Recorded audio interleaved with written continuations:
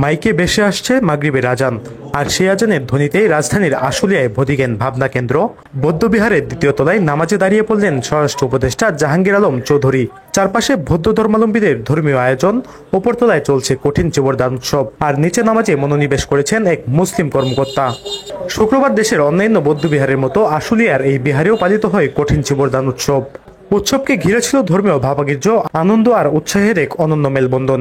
অনুষ্ঠানে যোগ দিয়েছিলেন সরকারের স্বরাষ্ট্র উপদেষ্টা জাহাঙ্গীর আলম চৌধুরী।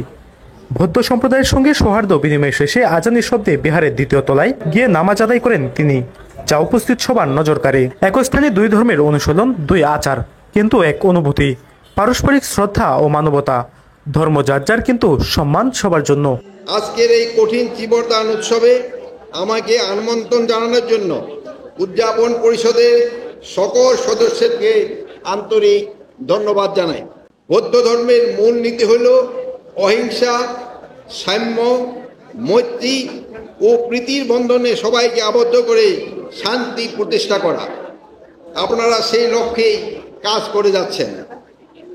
বুদ্ধের মতো মানুষ মৈত্রীপরায়ণ হবে, মানুষ ক্ষমাশীল হবে এবং আরও হবে লোভ ও মোহনহীন। মানুষ মানুষকে শ্রদ্ধা করবে, একে অপরকে সম্মান করবে।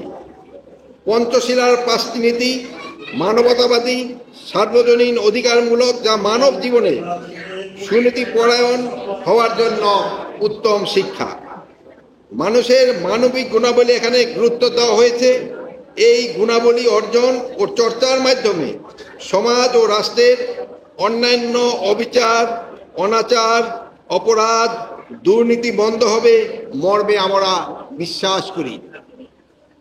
সুধীবৃন্দ, বৌদ্ধ ধর্ম ও দর্শন চর্চা প্রচারে ক্ষেত্রে পূর্ব এশিয়ায় তথা বিশ্বজুড়ে স্মরণীয় অতীশ দীপঙ্কর। তার প্রভাব আজও বিরাজ করছে পৃথিবীর লক্ষ লক্ষ মানুষের মধ্যে। তিব্বতীয়রা তাকে অতীশী উপাধি ভূষিত করেন, যার অর্থ শান্তি।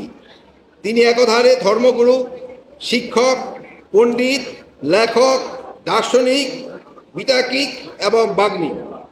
বাংলাদেশের সন্তান হিসাবে মনীষী অতীশ দীপঙ্করের কীর্তি ও বিশ্বজোড়া খ্যাতিকে আমরা গর্ববোধ করি।